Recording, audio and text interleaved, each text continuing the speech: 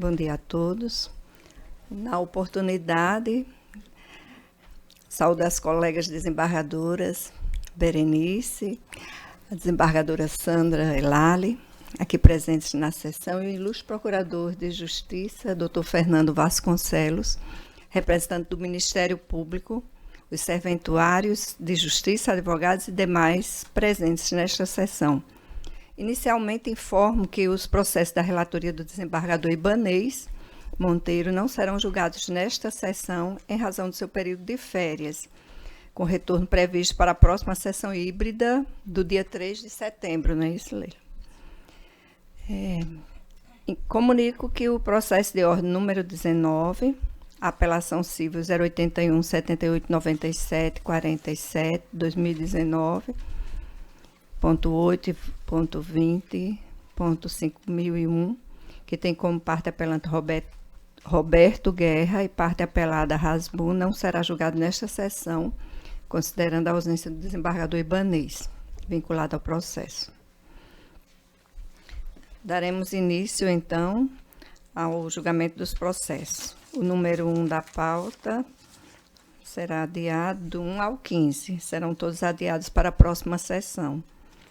Por serem da relatoria do desembargador Ibanez, passamos ao julgamento dos processos da minha relatoria, a começar pelo número de ordem 16.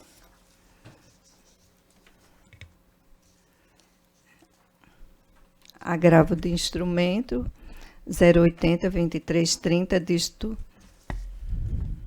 65, 2024. Neste caso, não cabe sustentação oral. Houve inscrição, mas não cabe sustentação oral.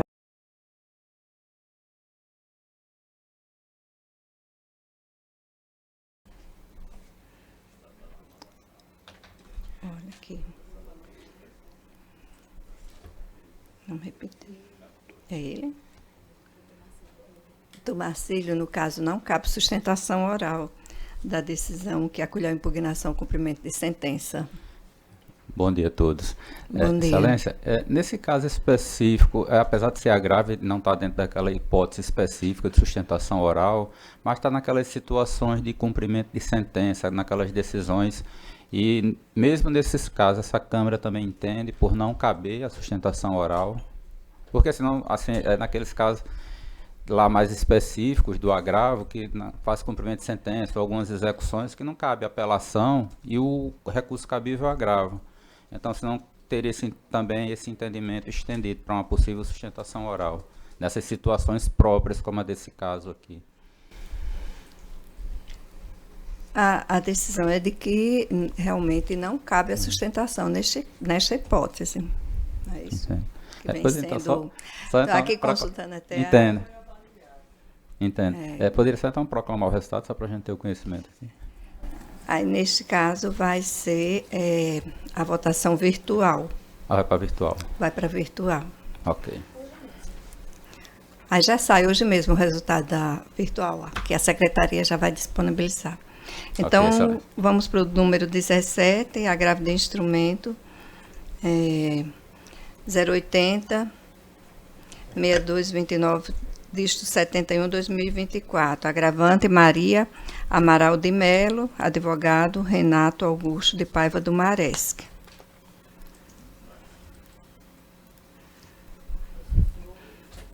Virtual, tem alguém inscrito?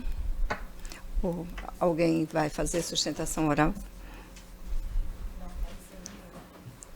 Não apareceu ninguém, então processo julgado virtualmente. Número 18, apelação 080 092, dígito 37, 2024. Apelante de Olinda Bezerra de Araújo, advogado Marina Juliene Revoredo Paulino. Apelado Banco Itaú, BMG consignado. Bom dia, excelências. Bom dia.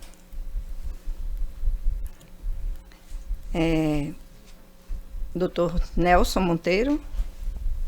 Doutor Marlon Sanches, eu sou do escritório do doutor Nelson. Estou também no subestabelecimento e na indicação da sustentação, excelência. Certo. Vai sustentar neste processo? Sim, Excelência, de forma muito breve. Pois não, Vai dar pode mata. começar. Tá ok, Excelência. Primeiramente, bom Com a dia. O palavra. que faço na pessoa da relatora e da presidente dessa sessão. Excelência, como já adiantado, é um caso que vou ser muito breve, objetivo nas minhas colocações, uma vez que é um caso recorrente, inclusive dessa Câmara, onde a parte autora impugna a contratação de um produto, empréstimo consignado, e a sentença não andou, ao entender do banco, muito bem, no sentido de indicar a ilegalidade da contratação. O banco ele sustenta, Excelência, em sua tese, o benefício econômico, a legalidade da contratação e uma ausência de perfil de fraude, uma vez que todos os benefícios da contratação desse produto se reverteram tão somente, exclusivamente, à parte autora, seja com crédito, que for inclusive reconhecido pela sentença, seja com a quitação de um empréstimo consignado anterior de pertencimento, de titularidade da parte autora, que inclusive não fora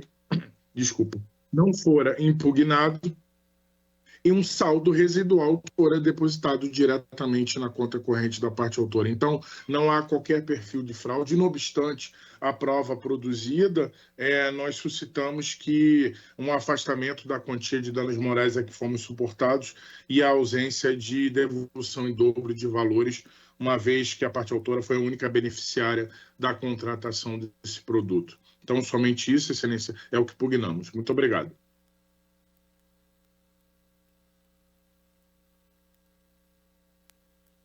O resultado do julgamento é pelo provimento parcial, a apelação para minorar os danos morais. A unanimidade. Excelência, poderia me dizer para quanto foi, desculpa, a minoração? Para R$4.000. Perfeito, Excelência. Número 19, apelação civil é o da Rasbun, que não será julgado nesta sessão. Agora o número 20, apelação civil número 82.2695, dígito 12, 2023, apelante Sandra Maria Medeiros Mariano. E apelado UP Brasil Administração e Serviços Limitada. Alguém para sustentar?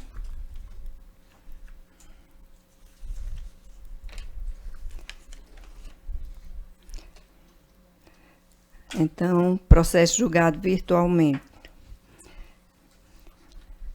Número 21, apelação civil número 85.2648, dígito 02, 2015. Apelante Banco Itaú, BMG, consignado SA, Itaú Unibanco SA. Apelado Carlos Alberto Nicolete da Silva. Algum advogado para sustentar? Em excelência, mais uma vez, pelo Banco Itaú, Banco Apelante. Com a palavra, doutor. Tá, ok. Nesse processo, muito parecido com outra excelência, primeiramente renovo meu bom dia à pessoa de todos dessa colenda Câmara. Processo muito parecido com o processo anterior que eu sustentei, uma vez que também a parte autora impugna a contratação de 4 empréstimos consignados, e nesse processo nós suscitamos 3 pontos apenas. O primeiro, a existência, inclusive, de uma prova pericial no ID 82971970, onde ficou concluído que a assinatura no contrato partiu do punho da parte autora, ou seja, a legalidade da contratação de um desses contratos, e nós entendemos que, caso Vossa Excelências assim não entendam pela legalidade da contratação em procedência dos pedidos, que sejam feitos 2 movimentos, uma vez que abarcam o objeto dessa ação, que é a modulação do RESP 676.608, da Corte Especial e também a necessidade de uma compensação do que fora depositado e transferido à parte autora a título da contratação desse produto. Então, por esses motivos, entendemos pela improcedência ou, caso Vossa Excelência se não entenda, afastamento ou a dedução do quanto indenizatório e a modulação da devolução em dobro a que fomos condenados. Muito obrigado.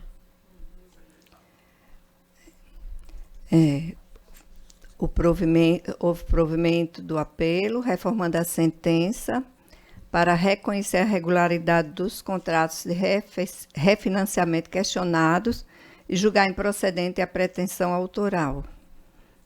É o resultado do julgamento, a unanimidade. Ok, excelente. Primeiramente, desejo a todos um bom dia, uma ótima sessão. Muito obrigado pela franquia da palavra. Obrigada também. Dando sequenciamento aos julgamentos dos processos, passamos agora aos julgamentos da relatoria da desembargadora Berenice Capuchu. Agravo de instrumento número 080-5934, dígito 34, 2024. Agravante Celian Carlos Maia, agravado Omni Mossoró Massai Empreendimentos SPE Limitada. Processo em mesa. Sim, Excelência. Algum advogado para sustentar o processo dígito 22? Sim, Excelência, de forma virtual. Com a palavra, doutora. Bom dia a todos dessa Igreja Corte, aos quais saúdo na pessoa da desembargadora presidente, nobres assessores e colegas advogados. Excelências, resumidamente, primeiramente eu também quero informar que eu estou pela parte agravada, ok? Omni Mossoró. Resumidamente, pretende a agravante a reforma da decisão liminar que o juiz de primeiro grau proferiu, indeferindo o pedido liminar de embargo da obra da empresa agravada, até o desfecho final da ação, e em sede recursal também não foi concedida a liminar. O magistrado de primeiro grau, na decisão, fundamentou que não havia provas nos autos de que o acontecido com o imóvel no qual funcionava a empresa agravante foi causado devido à obra da agravada, bem como também foi fundamentado, em sede de análise da liminar recursal, e ainda foi pontuado também que a empresa agravante que funcionava no imóvel estava inoperante desde 2023, sem atividades, e que o contrato do aluguel se findou um dia antes da decisão proferida no segundo grau. E este contrato também não foi renovado, e a empresa não se localiza mais naquele imóvel. Além disso, a empresa promovida, a hora agravada, se manifestou em rebate ao pleito liminar da autora, hora agravante, apresentando todos os laudos e provas de que o deslizamento de terra teria ocorrido no imóvel onde se situava a empresa da agravante, se deu por vazamento de tubulação localizada no próprio imóvel da agravante, estudando laudo de empresa especializada, não assistindo razão ao pleito liminar da agravante do embargo da obra. Importante pontuar que a empresa agravada, mesmo não sendo de sua responsabilidade, mas também foi afetada diante da situação, providenciou todas as medidas necessárias para o reforço da contenção no muro que divide o imóvel do imóvel da agravante. Assim, diante dos documentos constantes no caderno processual, é cristalino que não há nexo de causalidade entre o fato ocorrido e a atividade da empresa agravada, motivo pelo qual pugnamos pelo desprovimento do agravo interposto pela agravante. Obrigado pela palavra.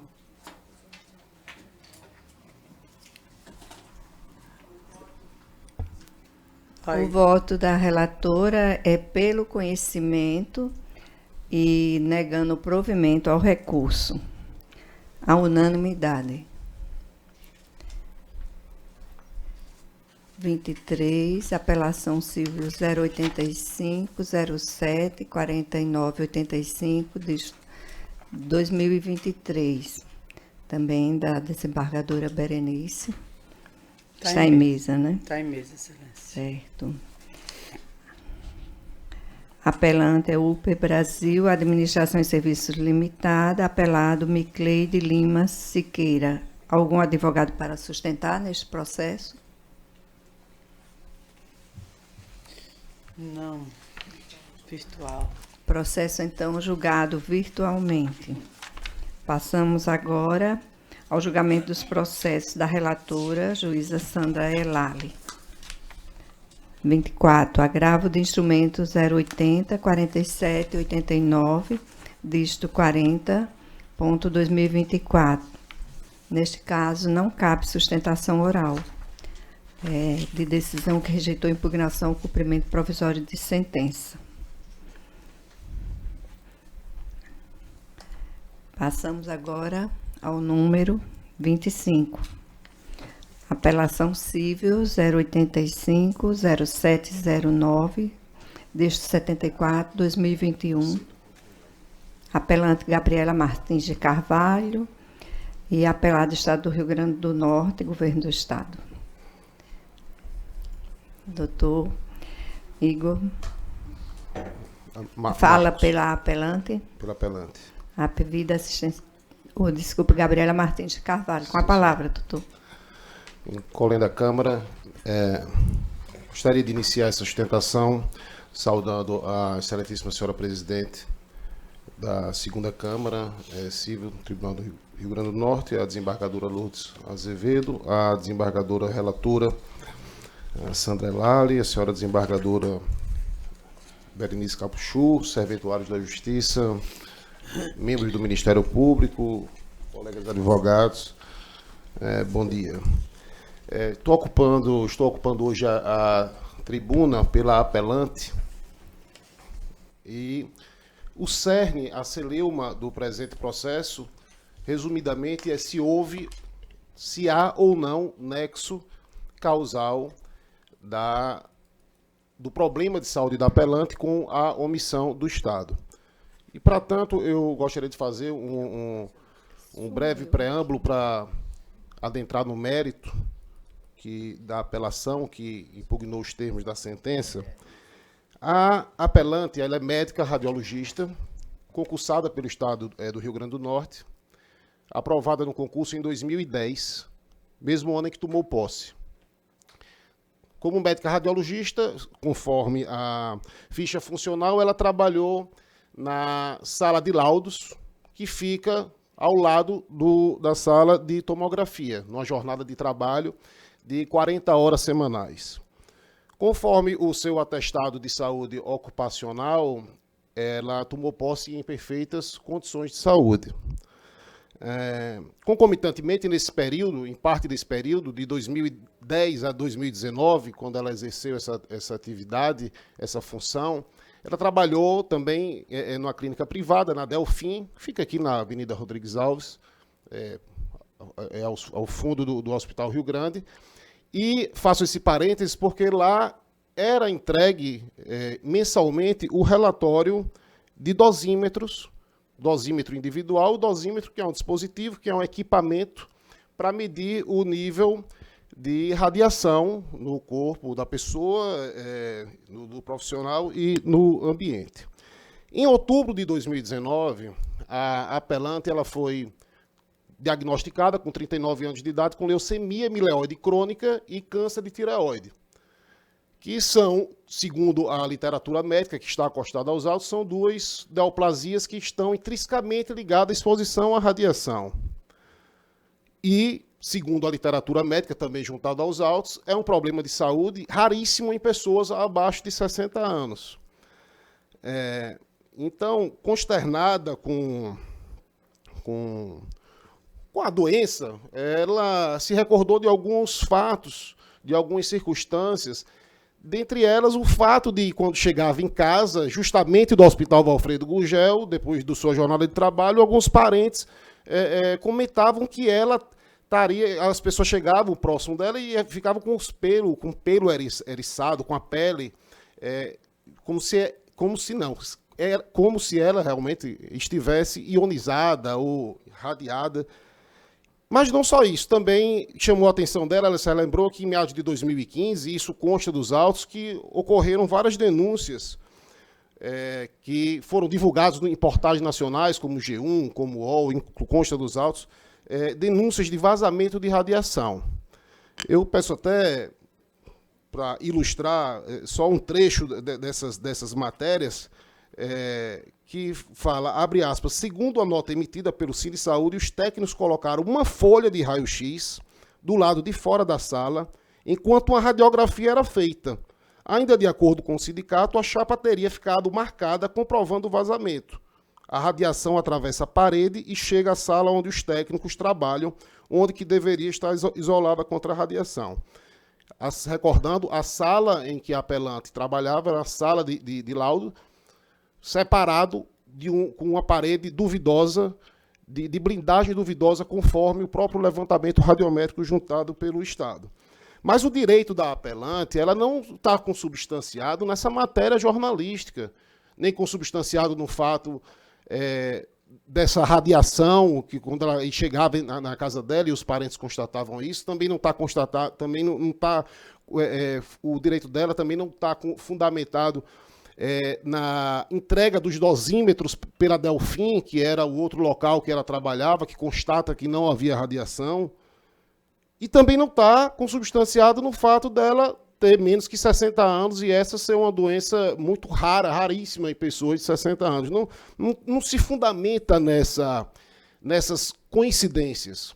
Se fundamenta, sim, em várias omissões do Estado do Rio Grande do Norte. Após o ajuizamento da ação, o Estado contestou. Quando o Estado contestou, o Estado juntou um único documento, que é o Memorial Descritivo de Proteção Radiológica e Levantamento Radiométrico, realizado em 2016, ou seja, logo após as denúncias que acabei de mencionar, inclusive lendo o trecho delas. Então, onde é que fica evidenciada essas falhas? O próprio Memorial Descritivo de Proteção Radiológica foi contratado. O Estado do Rio Grande do Norte, em 2016, após essas denúncias, contratou uma empresa para que realizasse uma perícia. E essa perícia dessa empresa terceirizada, ela constatou várias falhas. E essas falhas, nós, na réplica à contestação, apontamos de forma muito clara. A apelante contratou dois experts, um de Goiás e outro aqui do Rio Grande do Norte, que conhece a realidade do Valfredo Gurgel, e o de Goiás porque, decorrente do vazamento de césio que houve na década de 80, 90, o Estado Goiás virou um celeiro no estudo da física nuclear, da física quântica, e esses técnicos, um elaborou um parecer e outro um laudo, em cima sobre esses levantamentos radiométricos juntados pelo Estado no ano de 2016. E, para emprestar um caráter mais técnico ao processo, à demanda, ficou constatado, primeiramente, a ausência de entrega de dosímetros. O Estado do Rio Grande do Norte nunca entregou o dosímetro à apelante. Inclusive, na contestação, junta uma relação de documento, uma relação de servidores que teriam recebido o dosímetro e sequer consta o nome da apelante. Outro é que não houve, o Estado não provou e realmente não fez os exames de hemograma completo para contar as plaquetas, que também está dentro das normas que regulam as diretrizes de proteção radiológica. O Estado ele não observou várias normas, consta da página 9 da apelação, eu não vou aqui citar, mas foram várias instruções normativas, foram várias portarias, foram várias normas regulamentares que o Estado não observou, tanto do Ministério da Saúde, como do Ministério do Trabalho, como de vários outros órgãos. O levantamento, e aqui pasmem, desembargadores, o próprio levantamento radiométrico juntado pelo próprio Estado conclui, abre aspas, não sou eu e nem são os técnicos que foram contratados para fazer esse laudo pela apelante. O próprio documento juntado pelo Estado do Rio Grande do Norte, abre aspas, de acordo com a inspeção, consideramos que a instalação não oferece segurança do ponto de vista de proteção radiológico. E recomendo ao final rever o cálculo de blindagem necessário para aumentar a espessura da blindagem. Não houve, excelências, o levantamento radiométrico, que é para ser feito a cada 4 anos, não houve de 2010 a 2014, do mesmo forma que não houve depois de 2016. Sequer sabe-se se o Estado corrigiu esses equívocos que foi juntado na própria contestação no levantamento radiométrico. No levantamento radiométrico juntado pela Pelada, sequer há referências ao projeto arquitetônico no memorial descritivo, que é essencial para saber se há realmente, se o material que separa a sala de tomógrafo dos outros ambientes realmente tem uma proteção, se foi corrigido isso.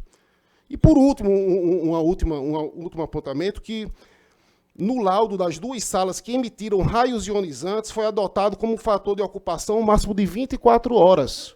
24 horas semanais do profissional.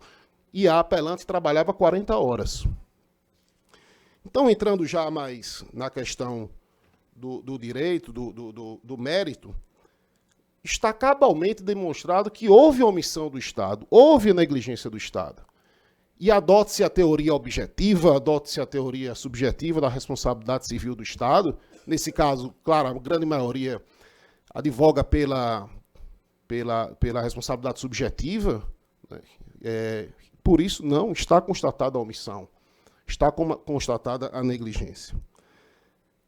Com base, inclusive, na teoria da culpa administrativa, porque o Estado não ofereceu o serviço de maneira adequada. E, para encerrar, a sentença data vênia, ela se fundamenta em 4 pilares.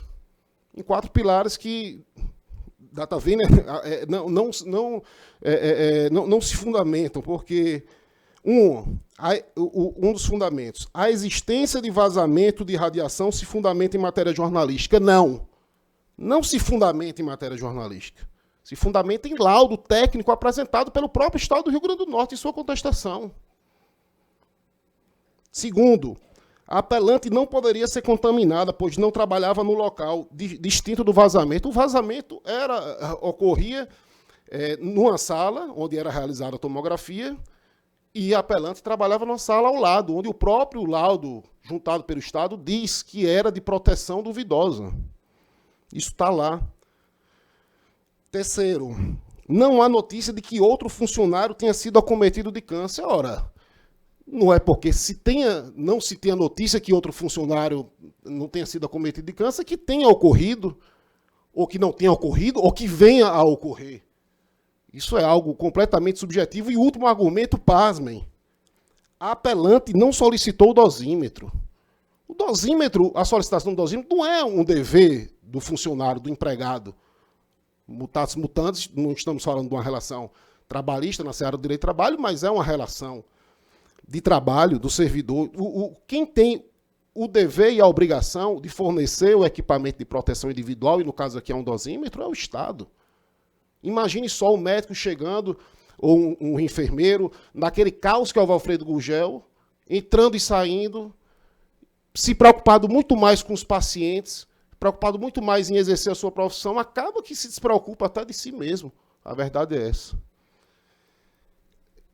Como eu falei, nós não estamos aqui discutindo relação trabalhista estrito sensu, mas há um princípio no direito do trabalho, que é o princípio do indúbio pro operário, na dúvida para o empregado. Aqui não é uma relação empregatícia, mas, como eu falei, mutatis mutandis, fazendo uma analogia, temos sim uma relação equivalente. Concluindo, senhoras desembargadoras, todas as provas confirmam a tese aqui defendida, razão pela qual requer-se o provimento do recurso. Muito obrigado. O resultado, o voto da relatora é pelo conhecimento e parcial provimento do apelo para determinar o pagamento de indenização por danos morais no valor de R$100 mil. Alguma coisa mais a acrescentar, senhora relatora? Não, a condenação 60% e 40%. Certo. Está no final do voto, o voto está disponibilizado. Obrigado. Licença. Mantém o voto, desembargadora Berenice, acompanha. Certo. Então, o resultado foi esse de conhecimento e provimento parcial do apelo. Concluído o julgamento dos processos judiciais, passamos agora à pauta administrativa. Inicialmente, o agradecimento ao doutor Fernando Vasconcelos, 12º Procurador de Justiça, pela colaboração no período em que se encerra, representando o Ministério Público na coordenação da Câmara, nesta Corte de Justiça. Moção de congratulações também, aqui renovando pela passagem do natalício da desembargadora Berenice, que ocorreu ontem, dia 19, e que Nossa Senhora Santana derrama muitas bênçãos de saúde sobre sua pessoa e sua família. Também cumprimentar a desembargadora, desejar toda felicidade, saúde, paz.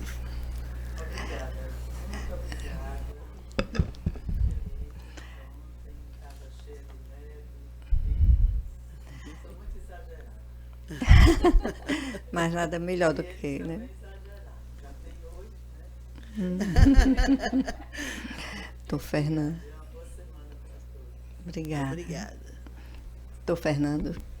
Excelência, em primeiro lugar, agradecer nesse período, encerrando aqui esse mês, nesta segunda Câmara, agradecer a forma sempre acolhedora, como eu sou recebido aqui, renovar os parabéns, né, à desembargadora Berenice, mais uma vez, já fiz na sessão passada e renovo agora, muita saúde, sobretudo, a doutora Sandra, que também tive a honra de encontrá-la aqui, né?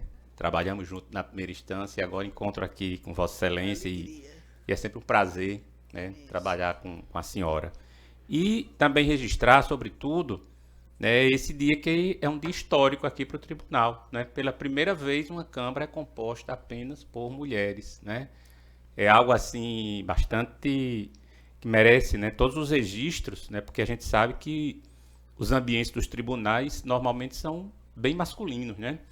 E a gente tem a oportunidade aqui de ter, né, no TJRN essa composição estritamente feminina, que são sempre pessoas mais sensíveis, né, pessoas mais antenadas, né, com a vida em si, pela própria história de vida de cada um. Então, parabenizar as 3 desembargadoras, ao TJ, não é, e que fique registrado e que outras oportunidades, né, isso possa acontecer novamente e ampliar a representação feminina, como também é necessário a ampliação de negros, enfim, dessas parcelas que ainda não ocupam, não é,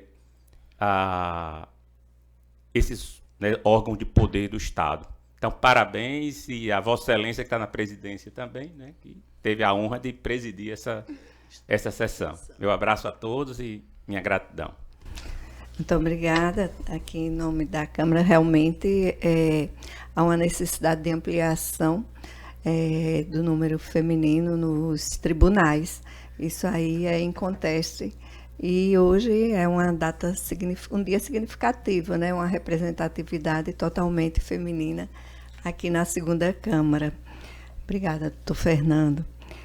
E, bom, passando a seguir, moção de congratulações, proposta pela passagem natalício da senhora Nádia Maria de Melo Souza Rebouças, esposa do desembargador João Rebouças, que ocorrerá em 21 de agosto próximo.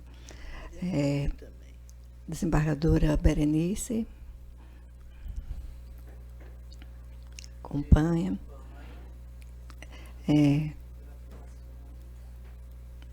Doutora Sandra. E doutor Fernando. E também temos moção de congratulações pela passagem natalício da senhora Mary Lucy Rosado da Costa, esposa do desembargador Saraiva Sobrinho, que ocorrerá dia 22 de agosto, próximo. Desembargadora Berenice. Sim. Acompanha. Também, Excelência. Também. E doutor Fernando também se associa. E a última moção de congratulações pela passagem natalícia do desembargador Dubel Cosme, que ocorrerá dia 30 de agosto do ano em curso. Também em agosto. Da mesma forma. Eu lembro ainda como estudante que participei de uma audiência dele, como juiz, faz bastante tempo. Muita saúde para todos e muitas felicidades. Então, agradecendo mais uma vez a presença do Dr. Fernando Vasconcelos e dos componentes. Desembargadora Berenice, tem alguma proposição? Não, Excelência. Desembargadora Sandra. Os cumprimentos do nobre representante do Ministério Público, queridíssimo amigo, Dr. Fernando Vasconcelos, desejar que retorne em breve. Muito bem, que retorne em breve. Dr. Fernando, amigo muito querido também do Ministério Público. Todos. De todos. Então, nada mais havendo a tratar, declaro encerrada a presente sessão.